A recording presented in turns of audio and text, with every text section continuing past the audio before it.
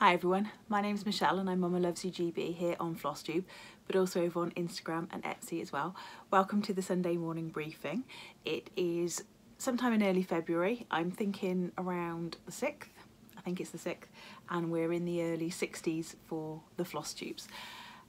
Thank you so much for all the comments that I've had from last week. I released 2 videos last week, so I released a normal Sunday morning briefing and I also released a video showing you my kitted box, which was great. It was great fun to go through all my kitted box. I really enjoyed it and found so many things in there that I really need to get my backside into gear to stitch. I just want to show you a new purchase. This cropped up on eBay and I couldn't resist it. It has to come and live with me. Sunday Funday, Sunday morning briefing. This is what Sundays are all about. So yeah, I can't wait to use those. I completely blame Sandbury Stitches, Becca, for getting me into the Rae Dunn mugs.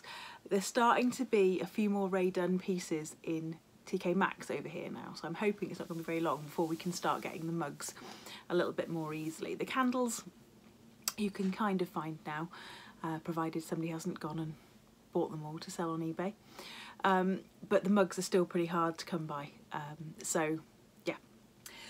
Right, I have got a few things to show you this week. I don't think it's going to be a really long episode, although we'll see. I've got all the usual things. I've got some stitching, I've got a freebie to show you, I've got the tiniest little bit of haul that isn't even really, it's certainly not a chart or a floss or anything like that.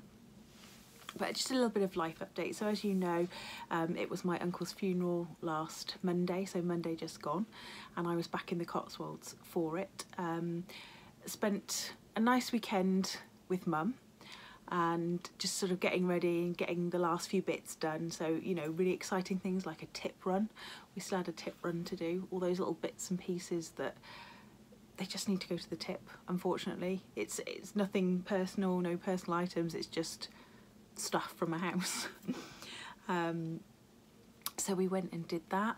I was lucky enough to spend that afternoon in the pub with 2 of my closest friends, which I hardly ever get to do. We played darts and pool, and we all realised that we're not the dart players and the pool players that we perhaps used to be, but that was a sign of a misspent youth. So yeah, that was good fun. And then the Monday was my uncle's funeral, and I was giving part of the eulogy. So I'm the youngest of the nieces, and then the oldest of the nieces, we split the eulogy between us, so we both read part of it. And yeah, I got up to speak and I still wasn't entirely sure that any sound was going to come out until I actually started speaking. I really wasn't 100% sure whether there was any sound going to come out, but it was fine. It was fine. And we gave him a lovely send-off, and he went, you know, with all his friends and family, and he's buried in the church actually. The 3 brothers are in a line in 3 separate rows. So one brother, my dad, and then Uncle Malcolm. I'm going to show you a picture actually of them all together. My dad was one of 5, and I put this on my Facebook, and quite a few people commented to say that they could see exactly where I get the dimples from, probably more than anything. So I'm going to put this picture, and this is a picture of them when they were all very much younger.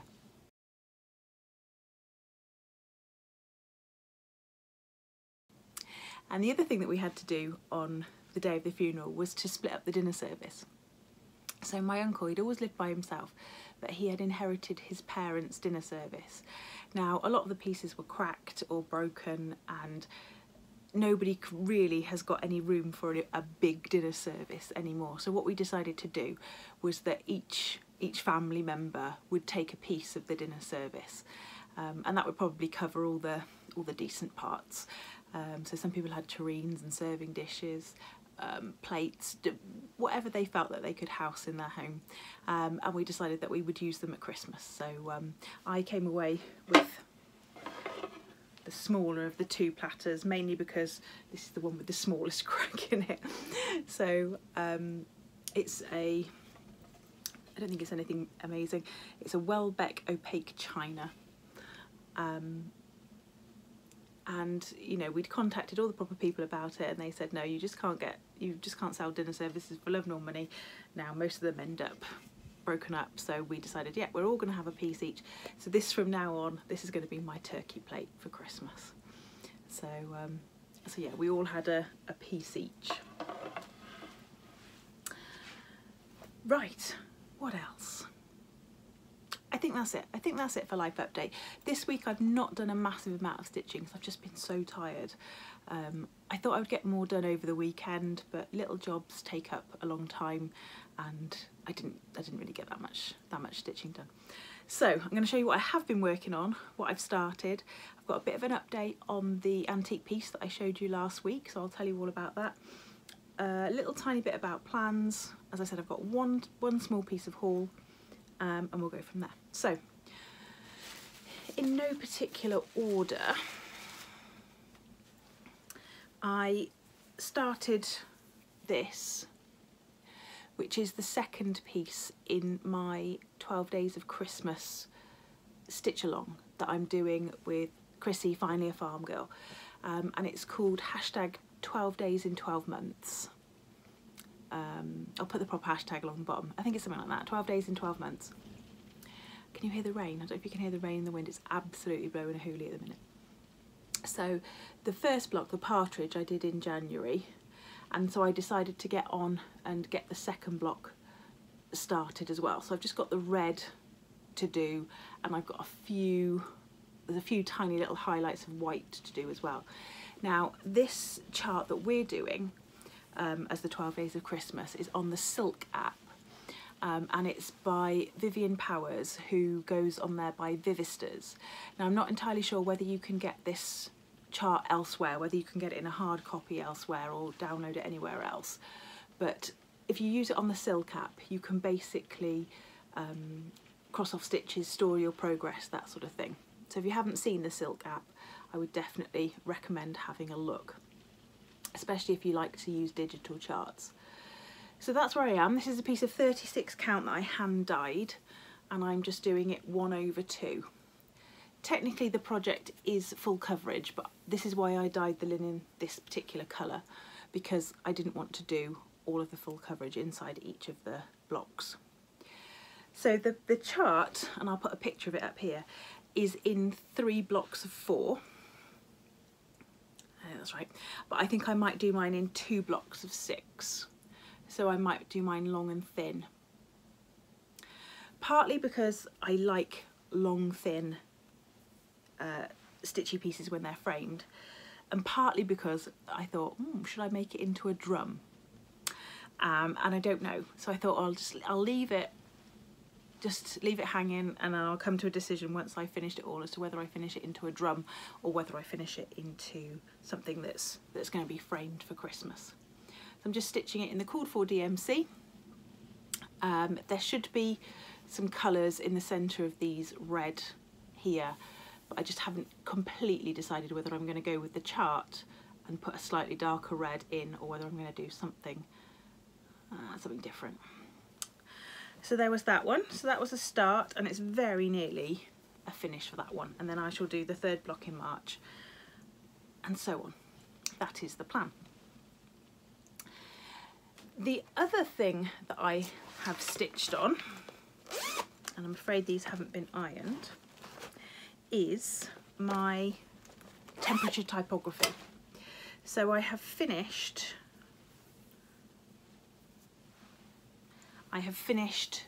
January. So I'm stitching this on a piece of 36 count fabric that I hand dyed, and I'm using my sulky conversion, which you can find on my Instagram, and I put I think mine goes down to I'm doing the maximum daily temperatures. I think mine goes down to -6 or -4, which I think may have been a little bit hoping for a really cold spell. Hence why most of my colours are already up in the kind of tealy blues and into the greens, although it has been quite a warm January. I'm not sure I'm going to get much of a chance to use the the royal blue colours. So I finished off January, and then what I'll probably end up doing, excuse me, frog in my throat. Let me just have a quick.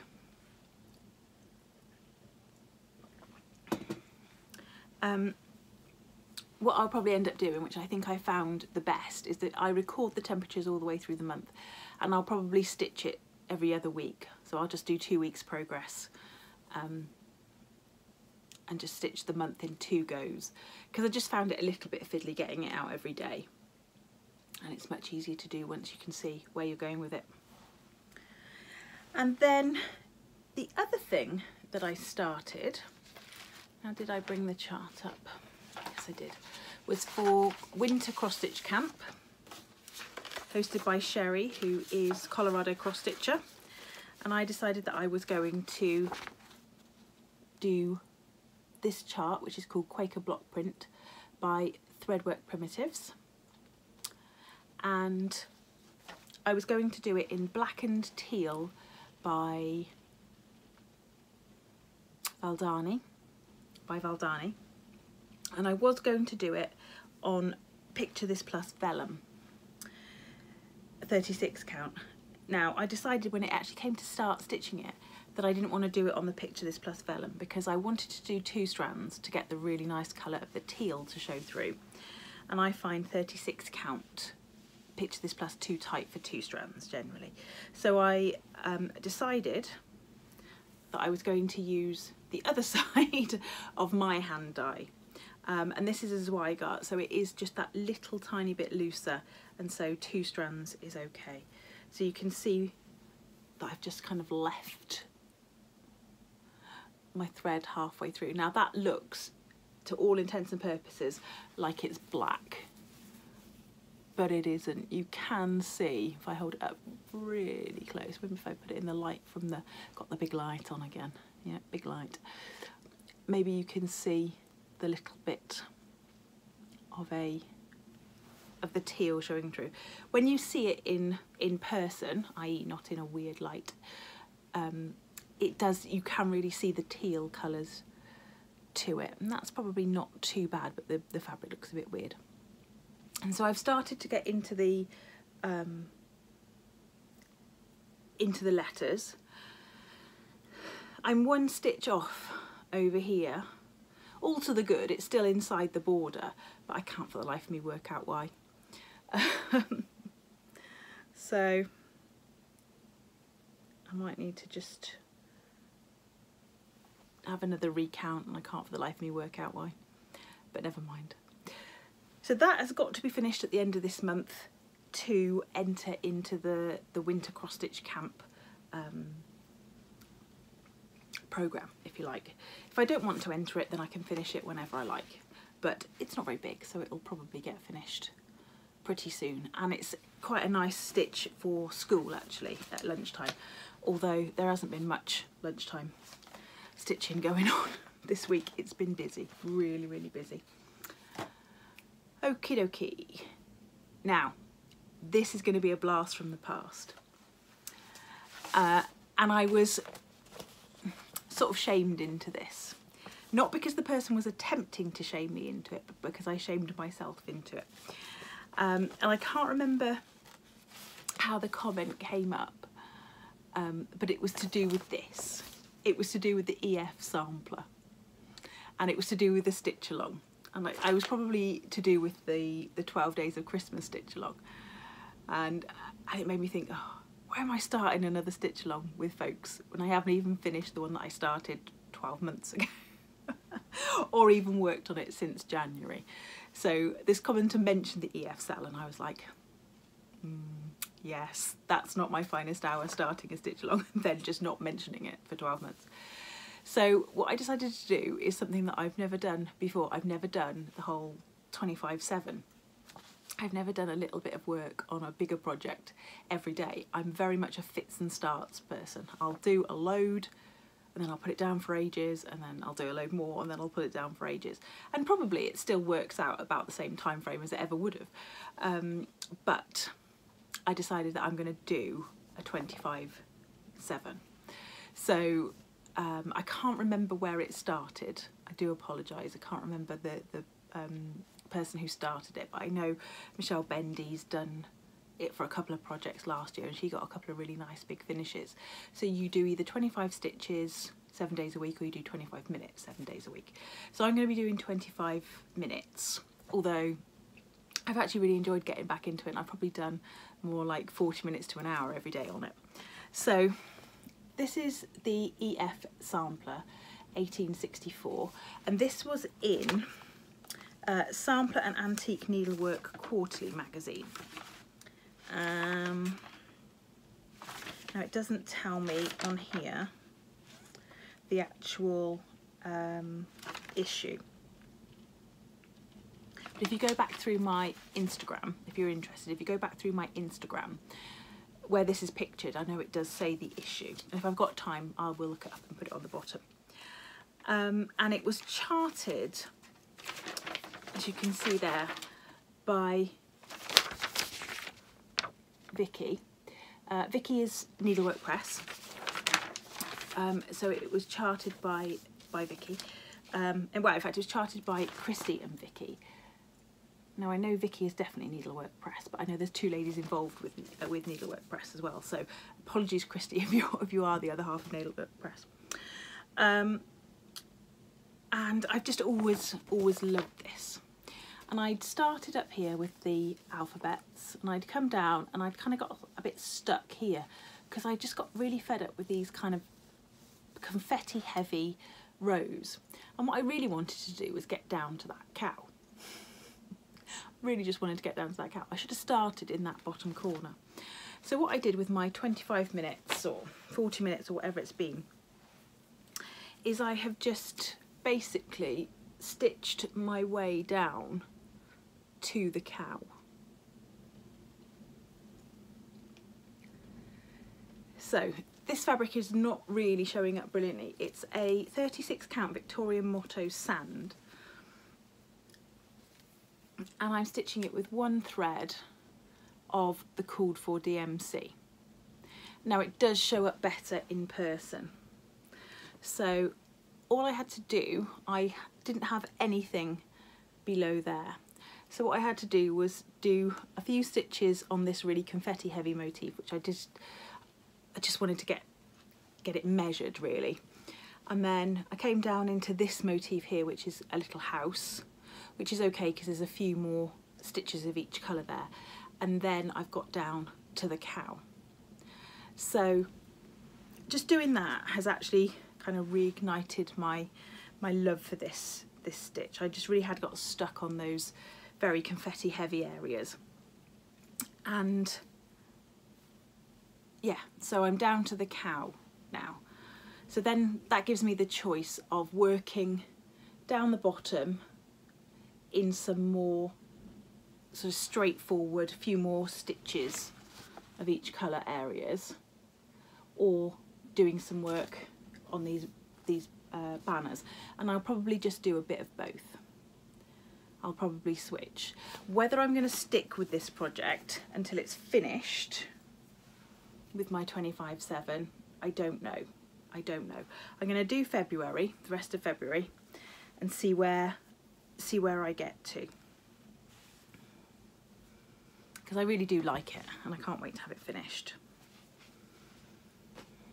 And that is all she wrote for stitching. That's everything that I've done this week, which isn't too bad. It's not too bad. It feels like I've not done a lot, but actually looking at it, I'm pretty happy with it for the week that I've had. Right, okay, freebie. I found this lovely freebie from, where's my printout? Stone Street Stitchworks. Now, this is available on their, you can see the pattern on their Instagram. You can print it out if you want to. So this was my printout just done from their Instagram, so it works out okay. But if you click on their link tree, then you can print out the proper copy of it. And the reason that I was interested in this one is because obviously Valentine's Day is coming up, but I saw somebody finish it as a little strawberry and it looked really, really nice. I've got a purple thread that I got in my Patchwork Rabbit advent calendar that I think I would like to do it in. So rather than the red, I think I might like to do it in the purple and finish it as a strawberry from there. So go on to the Stone Street Stitchworks. I would guess the easiest place to go is to go onto their Instagram. Then you can find the link tree to their website, or just go straight to their website. And then you can click on this. Now the other really good thing that is now on their Etsy is, and it's a little icon that's appeared that I didn't even know existed, and I've screenshotted it to show you where it is, so I'll sort of put it up there. There's an icon that looks like a little book, and it's where they've started to put their how-to guides. Now Stone Street Stitchworks have got some amazing how-to guides, little short videos or series of clips, not clips, series of photographs which really help you to do things. So I've just noted down some of the things that they've got on there. They've got the pin stitch for people who, the sewing method. They've got the woven tail, so starting with a woven tail, covering a die spot, a pillow finish. What do you do if you run out of thread? If you've got an over-dyed thread and you run out of thread, it's a fantastic solution. I will just share this one with you because I thought this was absolutely genius. If you're running short of an over-dyed thread, you can always do the bottom leg in DMC. So if you've got an over-dyed thread and you can't get any more of it, or you know it's an odd colour for that particular dye lot, you can do the bottom thread in the closest matching DMC and then just do the top thread in the over dye, which I think is genius, absolutely genius. Now it would require me to stitch in a slightly different way because I always stitch the full cross, but needs must when the devil drives. So if you're running short of thread and you've got it, that's all you've got left, then that's a great tip. They show you how to make this lovely quilt block as well, where you use a mixture of ordinary cotton fabric and you use either Aida or linen to make a star quilt block, and then you can embroider the bits. It's brilliant, really good. And there's also a really good tip on boosting pale colours as well. A tip of using shadow lines. So instead of just outlining everything, you would just pick up the shadow lines, and that helps to just boost pale colours instead of just doing that kind of where you would go around the whole thing in grey, so, or black, or whatever colour suited. So go and have a look at those how-to guides. They are worth their weight in gold. Okay, so a little update now on my little piece here. And didn't she ever cause a little bit of a stir? So here she is, for those of you that have not seen her before. So it's a very delicate, very thin cross stitch piece, and it was originally, we are pretty sure it was originally folded and sewn into a little bag, whoops, like that. And we do have a really delicate piece there. And this is the one that has got the grammar quote on the front, or what I believe would have been the front. There are 9 parts of speech, 20,600 nouns, 40 pronouns, 8,000 verbs, 2,600 adverbs, 9,200 adjectives, 69 prepositions, 68 interjections, 19 conjunctions and 2 articles by E. Watson, or the name is E. Watson. And then on the back, in the kind of orangey brown colour, it says, "Remember, dearest Elizabeth, that the finest talents will be lost in obscurity if they were not cultivated." So it does almost sound like either something stitched by a teacher or a governess for a pupil, trying to, it almost sounds like a words of encouragement, doesn't it? So whether E. Watson was the tutor or the pupil, I don't know. It could have been something that a pupil stitched for a governess or a tutor, but we don't know. We don't know. The one thing that I haven't been able to find out, and I did try just Googling that, because I wondered if that phrase with those specific numbers about speech would help to date it, and I haven't been able to find anything with those specific numbers on, so it'd be really interesting if anybody knows where they came from. The bit on the back where it says, remember dearest Elizabeth that the finest talents would be lost in obscurity if they were not cultivated, that is part of a longer quote, and again I've not really managed to find out who the originator of the quote is. It appears in lots of different places, but it's very hard to find out where the original quote came from, so if you do know, let me know. So I was contacted by lots and lots of people who had some ideas, from things like pockets, pocket that would be tied on, but the trouble is there's really no indication of any kind of tie that would have gone with it.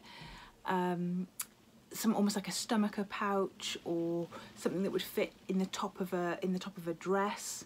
It is stitched on both sides. There doesn't seem to be any sort of adverse wear other than the fabric itself sort of deteriorating. One lady said that she wondered if it could be a bag for counters, because Victorians were very, very fond of word games, almost like a precursor to Scrabble, that sort of thing, which I thought was a really, really interesting suggestion. I just don't necessarily think it's got the integrity to carry anything in it as such, for it to be a bag.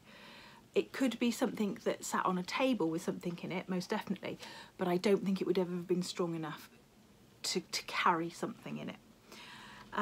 And then I was contacted by a lady called Stacey Whitaker, who is in the States, and she's an independent sampler scholar and researcher, and she saw it, and she sent me an email saying that something about it to her said Norfolk, that she thought that might have been where it originated, Norfolk, because she said the lettering, the ground cloth and the general design of it she thought could be Norfolk. She also goes on to say, I'm just reading her email here so that I don't get it wrong, Norfolk samplers from the late 18th and early 19th century were often designed in a lozenge shape with stepped borders. So that's absolutely true. I went and had a look at some Norfolk samplers, and you can definitely see exactly what she's saying there. So it could be that the girl have used the centre alphabet of an existing sampler design, or at least designed her piece based on the arrangement with what she was familiar with. Sorry, English. She's also, I'm very grateful for this, spoken to two other people. The first one, and I'm really sorry, I'm going to get this name wrong, Joanne Lucaccia, who was the author of Imitation and Improvement, the Norfolk Sampler Tradition book, which I'm going to put a picture up here because it's a beautiful, beautiful book, and if you ever get the chance to buy it, then it does go for quite a lot of money, but it looks absolutely beautiful. And also Whitney Kruger, who is the daughter of a sampler expert collector called Glee Kruger, whose names I'm sure you are familiar with, and just see whether they'd seen anything like that. So she got back to me again, and she did, the lady Joanne, who is an expert in Norfolk samplers, did agree that it had definite Norfolk characteristics. The stepped lozenge cartouche found on Norfolk samplers from the late 1700s to about the 1820s could possibly be a source for the design. And she also suggested that I contact Becky Scott at Whitney Antiques. Now Whitney is literally 10-15 miles away from Mum's, so next time I'm home I might even take it with me. I'll contact her first, I might even take it with me. And of course our friend Erna Hiscock. So I'm going to send those two an email as well and just see if they can shed any light on. She says also that her guess is that it was an item created to be more of a whimsy or a token or gift than something actually designed for storing specific contents. But she is going to continue to chase. So Susan Standley said the same thing, Evelyn said the same thing. They're going to continue to keep an eye out just to see if we can get to the bottom of that, which is super, super exciting. I feel incredibly fortunate to have it in my in my possession. And again, next time I'm home also I'm going to take it to the framers and make sure I get it as well conserved as I possibly can, because I would hate for anything to happen to it, especially since it's been around for 200 years and then it comes into my possession and doesn't survive. So yeah, I'm going to go and see if I can get it properly conserved and framed. Tiny little bit of plan before I just show you my pitiful haul. I haven't done the When I Think of February yet, and we're obviously into February. These are the ones that go on the spool up there. So I need to do February, so that's on my radar for next week sometime to get that started, maybe even finished, you never know. And my haul. I was in Sainsbury's. In fact, I only went in to use the loo. And Sainsbury's sell things from Habitat, or used to be a big shop over here. They went out, I don't know if they actually went out of business, but they certainly stopped having very big shops, and it seems to have come back as a sort of Sainsbury's brand now. And so I picked this up because it was on sale. This was like a £5, and I'm sure you can recognise it as a book stand for your cookery books or whatever you want to do, or iPad stand. But I thought if I painted that black, distressed it a little bit, then you've almost got like a horn book, but I could always just sit something in it there. So for a £5, I thought, yeah, I'll have a go at that.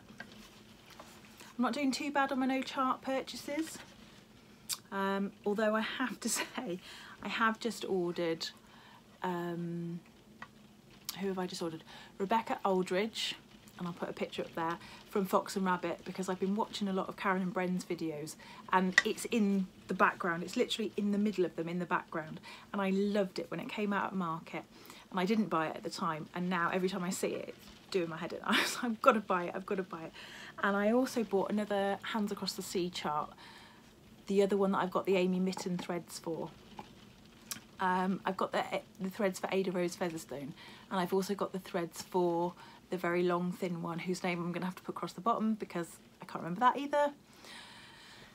So I thought I'd order those two, and I got those from Arts and Designs up in Scotland, so they should be here next week. So, but other than that, I'm not doing too bad. New FlossTuber alert! New FlossTuber alert! Maxine, Nightmare Before Stitchmas. Now you might have seen Maxine make a guest appearance on a Halloween, excuse me, a Halloween version of Crafty Stitches with Steve and Heather. She's bit the bullet now and she's done her own FlossTube, and it was lovely. It was brilliant, brilliant FlossTube, far better than my debut ever was. And you should definitely go and take a look, especially if you like kind of Halloween-y type charts, but she does lots and lots of different things. So that's Nightmare Before Stitchmas, and I will put the link for that down below.